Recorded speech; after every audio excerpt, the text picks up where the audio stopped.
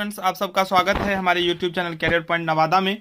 मैं आप लोगों के लिए हिंदी का 50 VVI क्वेश्चन लेकर आया हूं। ठीक है, यह वीडियो आप लोगों के लिए काफी महत्वपूर्ण होने वाला है बोर्ड एग्जाम 2023 के लिए। पहला क्वेश्चन है, पीपल पाठ की विधा है। पीपल पाठ का विधा जो है वो कविता है, रामधारी सिंह दिनकर द्वारा रचित पाठ है। तो इसका हो जाएगा ऑप्शन ए, ईर्ष्या तू न गई मेरे मन से, तू जिंदा है तो डैश द्वारा रचित पाठ है। यह किसने लिखा है? तू जिंदा है तो यह जो है शंकर शैलेंद्र के द्वारा रचित है। पाठ और उनके लेखक का नाम और पाठ की विधा ये आपको जानना बहुत ही आवश्यक है। इस पे एक वीडियो में बना दिया हूं जो आप आसानी से याद कर सकते हैं। उसका लिंक इस वीडियो के डिस्क्रिप्शन में मिल जाएगा। आप नहीं देखे हैं तो जरूर एक बार देख लें। चौथा प्रश्न है, निम्नलिखित पाठ में निबंध कौन है? तो हौसले की उड़ान जो है निबंध है। मूल रूप से रामधारी सिंह दिनकर हैं। मूल रूप से रामधारी सिंह दिनकर क्या है? तो कवि हैं। छठा प्रश्न, सज्जन में कौन सा संधि होगा? सज्जन में व्यंजन संधि है। सातवां प्रश्न है, दीनानाथ में डैश समास है? तो संबंध तत्पुरुष। 7 का हो जाएगा सी। आठवां प्रश्न है, मोहसिन के पास कितने पैसे हैं? मोहसिन के पास 15 पैसे हैं। नवा प्रश्न है, हामिद की दादी का नाम क्या है? तो हामिद की दादी का नाम जो है वो अमीना है। ठीक है। 10वां प्रश्न है, वीर शिवाजी गाथाएं उसको याद जवानी थी किस काव्य की पंक्ति है? तो झांसी की रानी लक्ष्मीबाई से लिया गया है। झांसी की रानी ने लड़ाई लड़ी औरंगजेब से, शाहजहां से, अकबर से, अंग्रेज से। तो इसका सही उत्तर हो जाएगा अंग्रेज से। कर्पूरी ठाकुर का जन्म किस राज्य में हुआ था? तो कर्पूरी ठाकुर का जन्म बिहार में हुआ था। द्वंद्व समास में, तो द्वंद्व समास में दोनों पद क्या होता है? तो प्रधान होता है। बहुत जल्द आप लोगों के लिए व्याकरण सेक्शन का भी वीडियो अपलोड कर देता हूं। यह चैनल आप लोग अगर सब्सक्राइब नहीं किए हैं तो जरूर सब्सक्राइब कर लें। यह आप लोगों के एग्जाम के दृष्टिकोण से बहुत महत्वपूर्ण है। 14वां प्रश्न, अधखिला में उपसर्ग है। अधखिला में उपसर्ग जो है वो अध है। उपसर्ग वह शब्द होते हैं जो किसी शब्द के पहले लगे उसके अर्थ में परिवर्तन कर देता है। 15वां प्रश्न है, खेमा कितने वर्ष का दिखता था? तो खेमा का जो उम्र था वो 8-9 वर्ष का लग रहा था। मुक्ता काशी होटल का मालिक कौन था? तो मुक्ता काशी होटल का मालिक था कसारा। दीन बंधु किसके नाम के साथ जोड़ा जाता है? दीन बंधु किनको का? दीन बंधु निराला। 17 का हो जाएगा सी। 18वां प्रश्न है, कवि के अनुसार पीपल के पत्ते का आकार कैसा है? तो कवि के अनुसार पीपल के पत्ता जो है ना वो गोल है।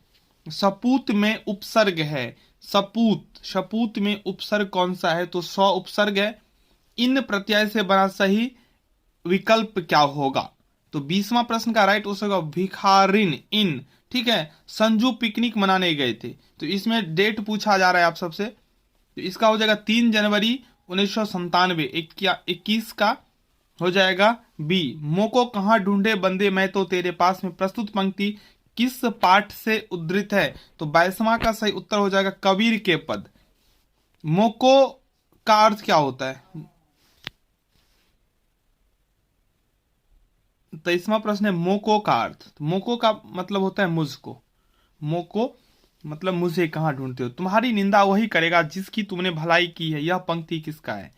यह पंक्ति किसने लिखा है? ठीक है। तो यह पंक्ति है ईश्वरचंद विद्यासागर की। 25वां प्रश्न, यार ये तो बाजार की मक्खियां हैं जो अकारण हमारे चारों ओर भिन भिनाया करती है।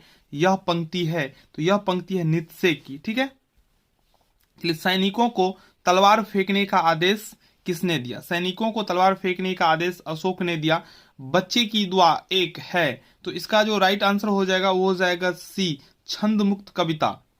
ठीक है। सही वर्तनी है औषध। इसमें से आपको शुद्ध जो है उसको ढूंढना है। तो इसमें पहला ही ऑप्शन सही है।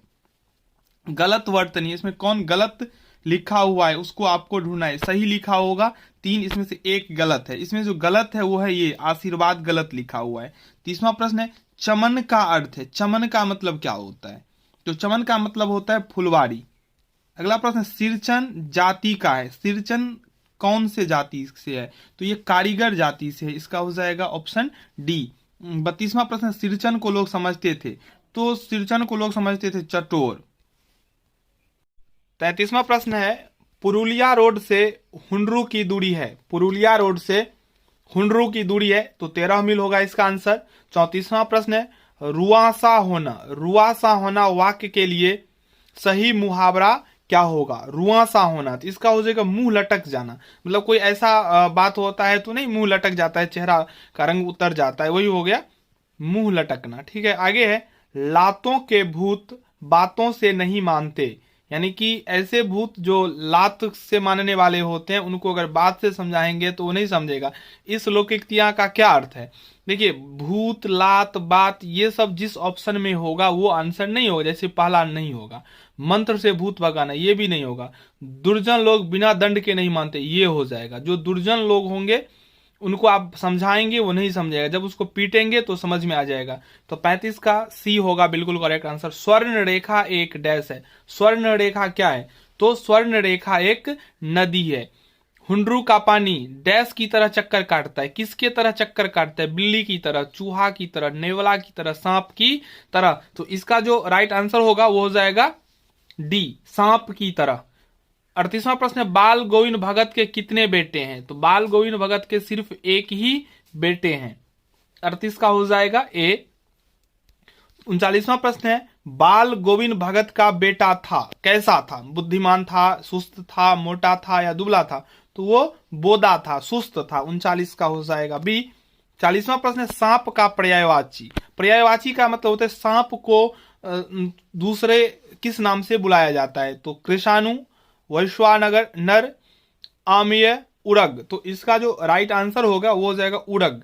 हवा का पर्यायवाची पवमान, वहीन, वात, समीर। तो इसका सही आंसर हो जाएगा 41 का बी, वहीन। चलिए, 42वां प्रश्न है, अपने बेटे के मरने पर बाल गोविंद भगत क्या हो गए? तो गाने लगे, गीत, खुश हो गए। उन्होंने कहा, जो आप लोग बताइए, आप लोग अगर बाल गोविंद भगत पढ़े हैं ना, तो आप ही लोग बताइए बेटे के मरने के बाद वो अपने बहू से क्या बोलते हैं। ठीक है, आप लोग कमेंट कीजिए। 43वां प्रश्न, सन 1967 में बिहार के मुख्यमंत्री कौन बने? तो 1967 में बिहार के मुख्यमंत्री बने कर्पूरी ठाकुर। अगरबत्ती बनाने वाले लोगों पर लिखी गई कविता क्या है? तो उसमें खुशबू रचते हैं हाथ होगा। स्वागत का विलोम, विलोम का मतलब होता है उल्टा। तो इसका राइट आंसर हो जाएगा दुत्कार। स्वागत करना, दुत्कार करना। कृतज्ञ, निम्नलिखित में से किसका विलोम है? कृतज्ञ। तो इसका राइट आंसर हो जाएगा ऑप्शन ए, कृतज्ञ। स्वदेश का उदाहरण क्या है? स्वदेश का उदाहरण होगा, यानी कि कौन सा शब्द है? यौगिक शब्द है, स्वदेश, अपना देश। पद्मा का संबंध है, तो कलिंग युद्ध से पद्मा का संबंध है। ठेस कहानी का पात्र है, तो सिरचन ठेस कहानी में। किताबें पढ़ने का शौक है, किताबें पढ़ने का शौक है। तो किताबें पढ़ने का शौक किनको है? हामिद को, संजू को, कसारा को, बाल गोविंद भगत को। तो इसका उत्तर हो जाएगा संजू को। ठीक है, चलिए, तो 50 इंपॉर्टेंट क्वेश्चंस कंप्लीट हुआ। बहुत जल्द आप लोगों के लिए और व्याकरण से और वीडियो अपलोड होंगे सभी सब्जेक्ट से। तो आप लोग चैनल को सब्सक्राइब करके चैनल से जुड़ जाइए। धन्यवाद।